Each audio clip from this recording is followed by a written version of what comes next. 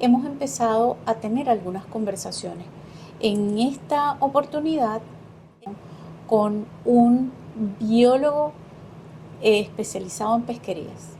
Así que vamos a escuchar a Juan José Cárdenas, quien nos va a explicar un poco hasta qué punto debemos temer y debemos cambiar.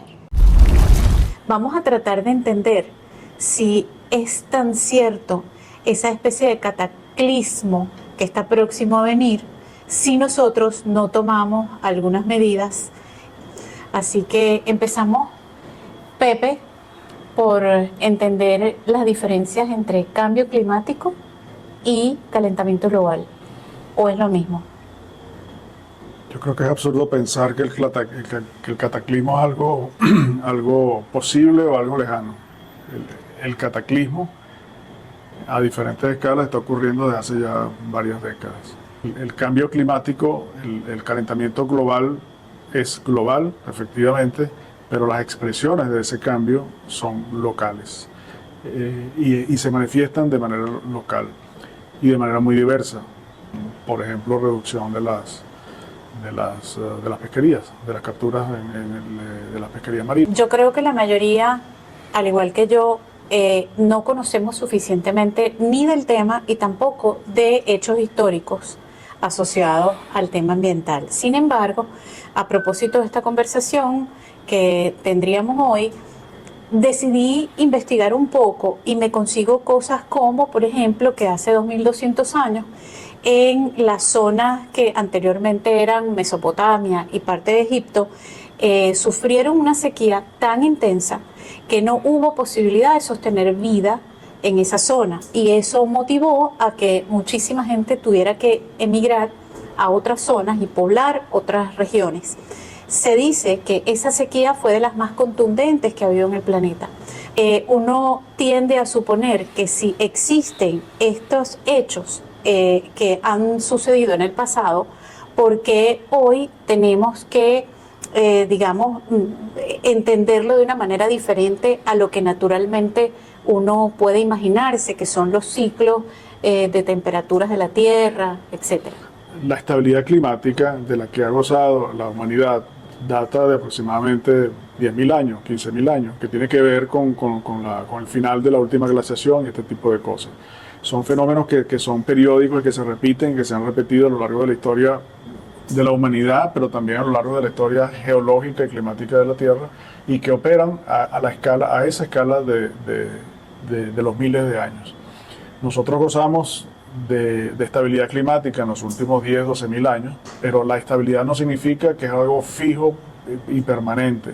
Entonces son variaciones sobre un promedio de estabilidad que ha durado 10.000 años, estabilidad que ahora estamos modificando precisamente con la generación de gases de efecto invernadero, que definitivamente, y ya está más que probado, están induciendo eventos climáticos extremos con una frecuencia, con una intensidad que no responden a la variabilidad normal, entre comillas, de la Tierra, sino están generadas precisamente por la acción del hombre, como por el producto de la civilización en este caso. Ahí una de las cosas que nos preocupa es que, por una parte, entendemos que los científicos han venido desarrollando una serie de investigaciones y de resultados que, a la hora de comunicarlo, nosotros sentimos que no nos está llegando. ¿Por qué lo digo? Porque sentimos que probablemente está pasando, no lo sé, te lo comparto, que los científicos tienden a hablar de una manera muy particular entre ellos y se entienden entre sí. ¿Quiénes son los grandes comunicadores asociados a la Agenda 2030 y a los temas de cambio climático? La ONU, y ya sabemos, pues obviamente que allí siempre la agenda política tiene un peso importantísimo. Vemos organizaciones como Greenpeace, que en mi caso particular, por venir de trabajar en el sector energía, puedo entender que eso es una agenda muchas veces manida.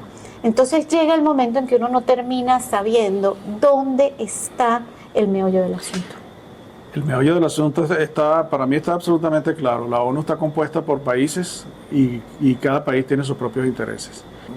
El cambio de modelo significa renunciar a ciertos privilegios. Y habría que ver ¿qué fracción de la población que goza de esos privilegios estaría dispuesto a renunciar a ellos?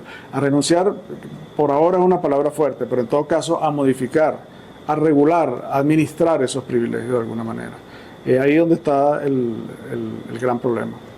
Vemos que hay una serie de científicos que sí tienen, digamos, una posibilidad de llegarle a algunas personas, porque hacen podcast, etcétera, y los vemos explicando que ellos tienen que exagerar los resultados que están encontrando y los tienen que exagerar y tienen que exacerbar la agenda para que la gente comprenda. Entonces, por supuesto, ya entramos casi que en un terreno de posverdad.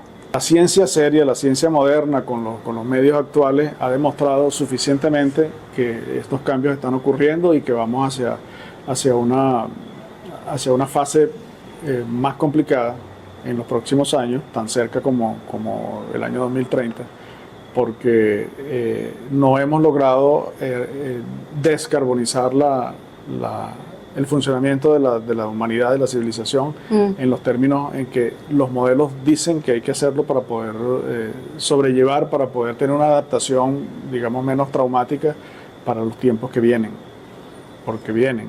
Como oía yo decir a un opinador que considero serio en estos días, nosotros tenemos un conflicto con el pasado, porque el pasado, lo que ha sucedido en el pasado es lo que nos trajo a la situación que estamos viviendo. Tenemos un conflicto con el futuro, porque el futuro es incierto y se nos plantea difícil, catastrófico.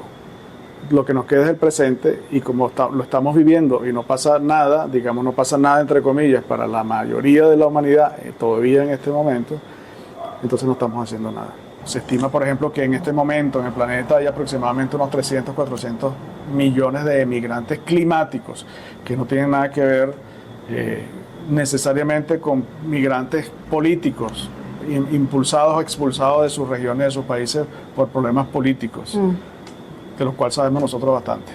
Pero hay 400 millones que han sido expulsados por problemas climáticos que ya están ocurriendo. Y 400 millones ya comienza a ser una fracción significativa del total de la población mundial.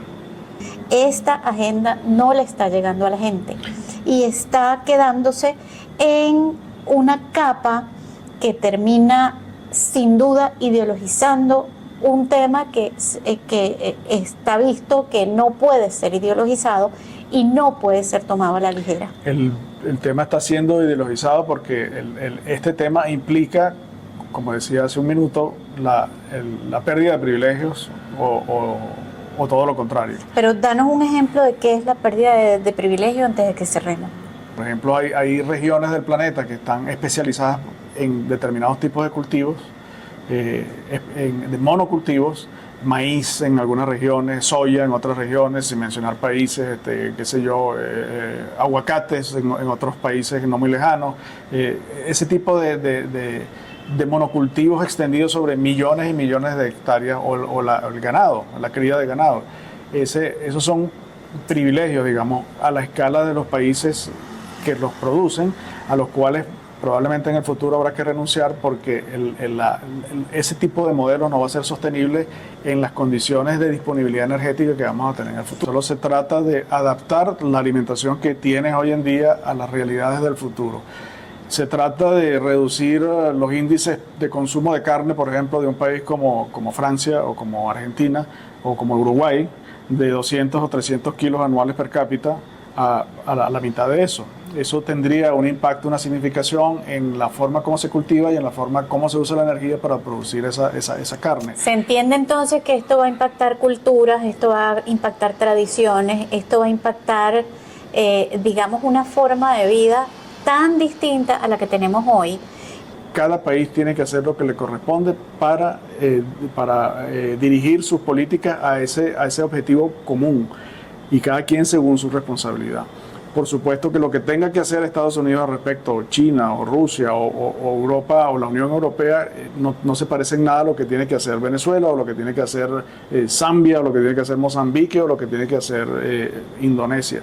Lo mejor que podemos hacer, los que no dominamos el tema a profundidad, el tema técnico a profundidad, es referenciarnos con los que sí saben hacerlo. Y Cuando digo, Pero ahí te atajo porque para eso tiene que haber motivación, para eso tiene que haber un mínimo de entendimiento. Y yo creo que la crisis que puede sobrevenir si efectivamente lo que dicen los científicos va a suceder, la crisis ya ni siquiera es un tema de cambio climático. La crisis es absolutamente comunicacional por el no entendimiento de lo que nos puede venir. Sin embargo, no creo que existan muchos voceros sobre el tema que nos inspiren confianza y nos saquen del terreno de la duda. Uno termina con estas conversaciones pensando si esto es un hecho o es una ficción. Me interesa mucho si se trata de cambiar la alimentación de la gente, los estilos de vida de la gente y sobre todo la responsabilidad que cada quien puede tener sobre este particular. la verdadera sabiduría, a mi entender, es saberse en referenciar con los que sí saben. Y eso sí lo tenemos claro. Probablemente hay más conciencia en los países europeos, en alguna medida en Estados Unidos, en los países de mayor desarrollo, pero ya sabemos que son unas élites.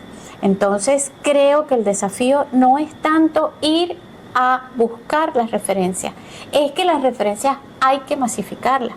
Y ahí es donde yo creo que la comunicación no ha sido eficiente. Mil gracias y espero que nos puedan, que se suscriban a nuestro canal, pero que también nos hagan llegar sus inquietudes